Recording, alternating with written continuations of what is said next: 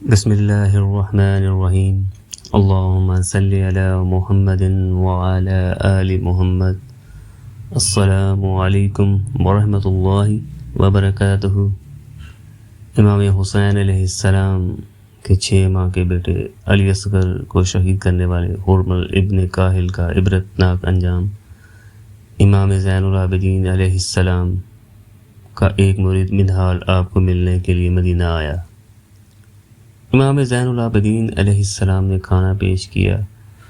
کھانا کھانے کے بعد امام زین العابدین علیہ السلام نے منہال سے پوچھا کہ حرمل بن کاہل اسدی کا کیا حال ہے۔ منہال نے کہا، حضور بالکل ہٹا کٹا کوفے کی گلیوں میں آوارہ پھرتا رہتا ہے۔ امام زین العابدین علیہ السلام نے اسی وقت ہاتھ اٹھا کے دعا مانگی، یا اللہ اسے آگ اور لوہے کے عذاب میں مبتلا کر جس نے میرے 6 ماہ کے چھوٹے بھائی علی اصغر علیہ السلام کو تیر کا نشانہ بنایا۔ منہال جب واپس کوفے آیا تو مختار سقفی کے کوفے کے بازار میں جا رہا تھا،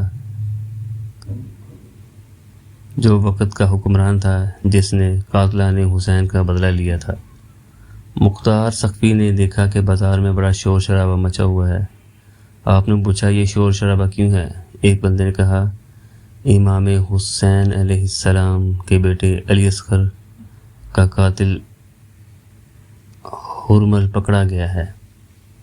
مختار سقفی نے اپنا گھوڑا روکا اور نیچے اترا اور دیکھتے ہی کہا، اسے اسی چوک میں گاڑ دو اور چاروں طرف سے اس حرمل کو اتنے تیر مارو جب تک یہ مر نہیں جاتا،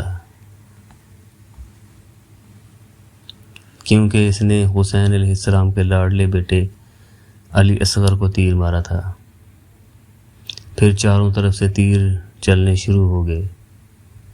جب وہ مر گیا تو مختار سقفی نے کہا، اس کی لاش کے ٹکڑے ٹکڑے کر کے اس کی لاش کو جلا دو۔ لہذا ایسا ہی کیا گیا۔ یہ انجام ہے حرمل ابن کاہل اسدی کا آل محمد کے دشمن پر لعنت بے شمار۔